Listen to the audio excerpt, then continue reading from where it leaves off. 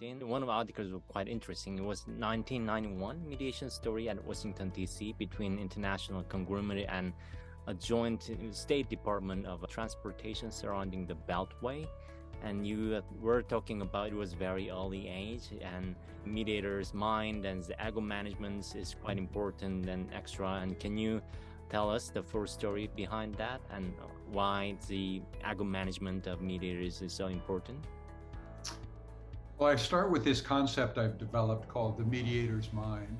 And the mediator's mind is really a descriptive phrase that really contemplates a philosophical paradigm that we all develop for ourselves, and it impacts our every intervention in the mediation process. For example, if you consider yourself a facilitative mediator who's open to repairing relationships, listening to the needs and interests of the parties, being patient with your time and attention, it's going to cause you to convene a mediation in a certain way. It's going to influence the kinds of questions that you ask. It's going to influence how much time you spend listening to the parties. Conversely, if you're someone who's a court annex mediator and you're given 4 files that you need to return to the court clerk by the end of the day, stamped either settled or not settled, it's going to influence how you approach that mediation as well. It doesn't necessarily mean one is right and wrong or good or bad. It just means that we have a different paradigm, a mental model that we've constructed for ourselves that does influence everything that follows.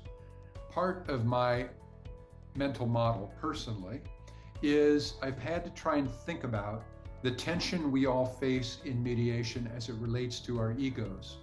So, for example, when I walk into a first meeting in a hotel conference center with 50 lawyers all gathered around, whether it's a large construction case or an airplane crash disaster or some mega tort case involving class action of many parties, whatever, I have to have enough strength of ego to know that I can manage that group, all of their disparate and competing concerns, get that case started in a way that manages people and time effectively and puts us on the right path. And yet, I also know that in most cases, I have to have a sufficient absence of ego, an absence of ego that reflects the fact that this is the party's dispute. And who am I to tell them what's right for them, particularly without really knowing them much better than I do at the beginning of the process? And the way I've described that absence of ego side of the tug of war, if you will, is I think of myself as a guest at someone else's dispute. Over the years, I've had this debate, particularly with a friend of mine I teach with in Austria, who's a psychotherapist and mediator, but he suggests maybe it'd be better to think of myself as a host at someone else's dispute. Either way, I think the message is the same. There's a limitation on how early on and how aggressively we assert ourselves in that dispute moment. And the better course is to come in and to listen and to make sure that we aren't moving quickly in the direction of evaluating somebody else's claim and really allow that dispute to breathe until we're much further along and we can get a sense of direction, all the while attending to people's needs, all the while trying to develop deep connections with the parties. And so it's that absence of ego that I think is so hard for many mediators to implement. And that case you described, where I was mediating a dispute of a 50-mile beltway around the city of Atlanta that had been for the Summer Olympics that were held that following year in Atlanta.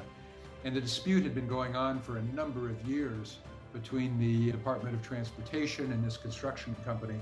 And after 7 or 8 hours of listening to the 20 or 30 people involved, the lawyers, the experts, the clients, I simply decided to take the 2 business leaders, the 2 decision makers, for a walk.